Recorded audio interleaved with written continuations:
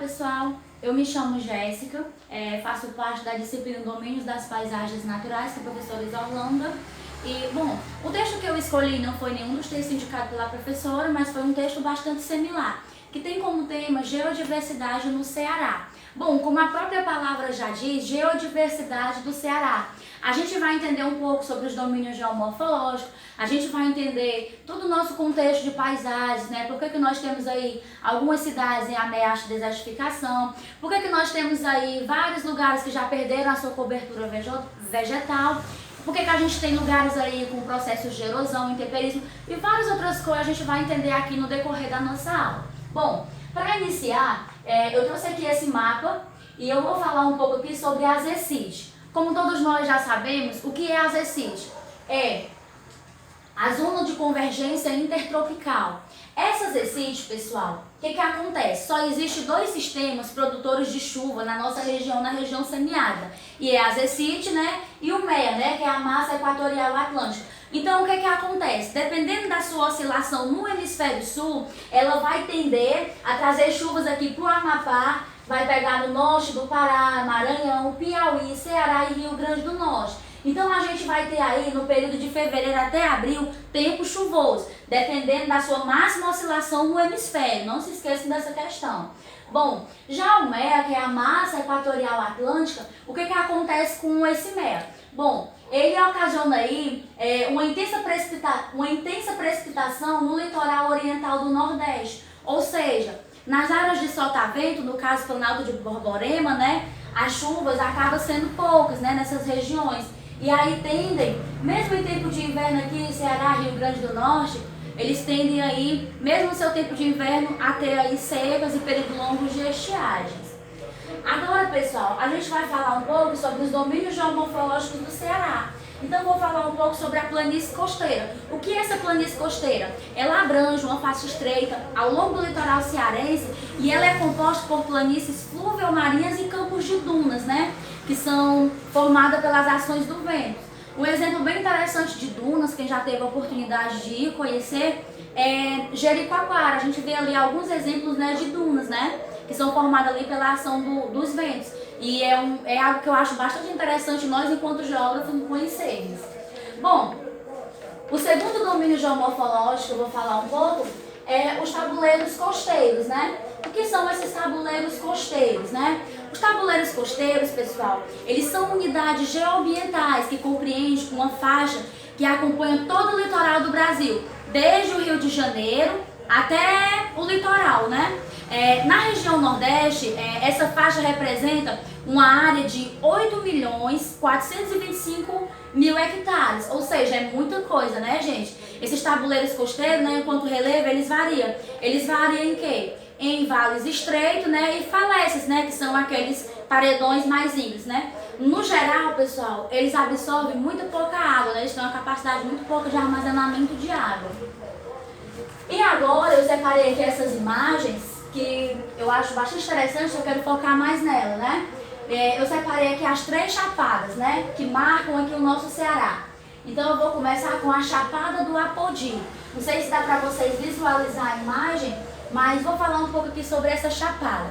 A Chapada do Apodi, pessoal, ela é uma formação montanhosa brasileira, localizada na divisa do Ceará e Rio Grande do Norte. Ou seja, ela está localizada mais ou menos aqui. Bom, ela está distribuída por 5 municípios, né? Quixeré, Limoeiro do Norte e vários outros. Ela funciona como um divisor de águas das bacias do Apodi e Jaguaribe, né? Então ela funciona mais ou menos nesse sentido, né? O clima, todos nós já sabemos, o clima é tropical, quente semiárido, né? E os solos encontrados aqui nessa chapada são os solos, temos latossolos, argissolos, cambissolos, neossolos litólicos e várias outras coisas, pessoal. Essa chapada também, ela tem também assim um forte na questão da agricultura, né? Nessa chapada eles conseguem produzir aí o milho, a graviola, a banana e várias outras frutas aí que a gente, né, consegue observar no decorrer do seu contexto. Bom, a segunda chapada que a gente vai falar, pessoal, é a Chapada do Araripe, né? Esse paredão aqui lindo, né? E bastante interessante para nós, né? Aqui, pessoal, a Chapada do Araripe, ela é um acidente geográfico, né? e sítio paleontológico. Ela é localizada na divisa entre os estados do Ceará, Pernambuco e Piauí. Então ela está na divisa desses 3 estados, né? Ela abriga, pessoal, uma floresta nacional, que se eu não me engano acho que é o Flona.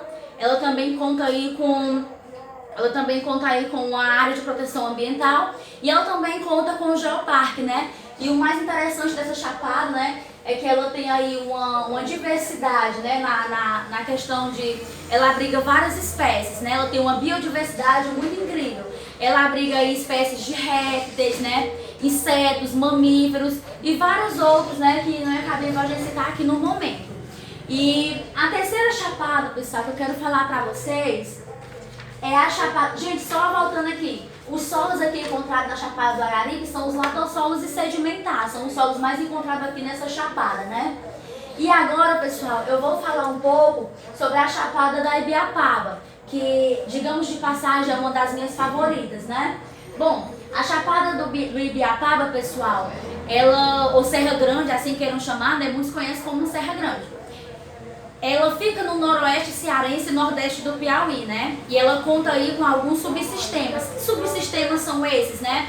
A gente tem aí a Mata Atlântica, o Cerrado, a Mata dos Cocais, a gente tem a Caatinga e a gente também tem alguns traços da floresta amazônica, claro, né? As chuvas orográficas, pessoal, não são hoje mais tão intensas nesse local, né? E isso caracteriza, infelizmente, um clima semiárido, né? Com vegetação um pouco carrasca. Bom, mas essa chapada, pessoal, ela conta também aí com um forte poder na agricultura, né? Na questão de aqui no topo da chapada eles plantam, né? Policultura, fruticultura, olecultura e várias outras coisas, né? Que ajudam a abastecer aí o Ceará e o Piauí.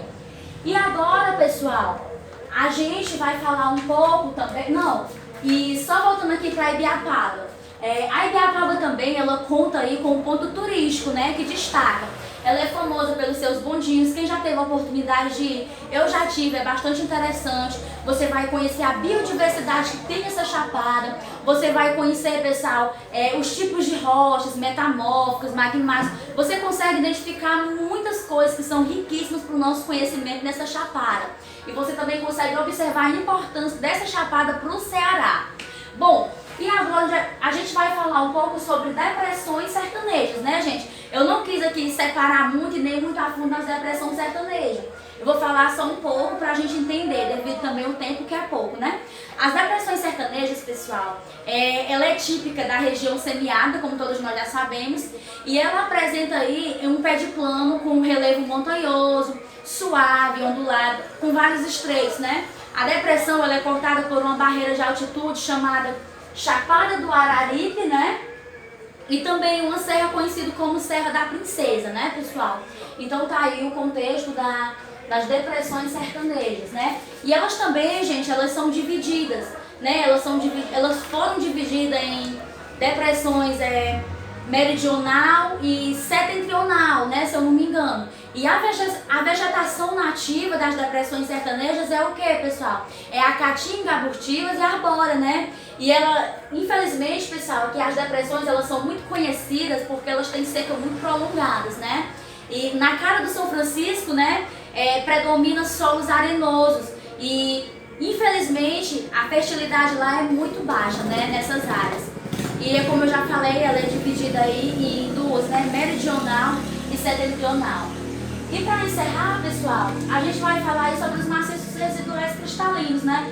Que no caso só foi citado aí a Serra da Meruoca e Baturité, né? São dois maciços bastante importantes, um se localiza, né, próximo a Fortaleza, o outro aqui também fica aqui bem próximo à nossa cidade de Sobral. E são maciços bem importantes que destacam aí, né, essa paisagem, né, nordestina, que destaca aí o nosso Ceará. No mais, pessoal, no geral, infelizmente, né, uma pena para nós, hoje o que o Nordeste mais sofre, né, são as irregularidades pluviométricas, por isso que a gente tem esse contexto aí de paisagens. Mas o bom é que nós entendamos o porquê que nós temos, né, essas paisagens. Também não podemos esquecer da ação do homem também, né, que também ajuda, que contabiliza, né, para nós termos mais processos de erosão, intemperismo, infelizmente, né. Que bom que a nossa região, ela consegue, né, de certa forma, se sobressair diante desses climas tão quentes, né.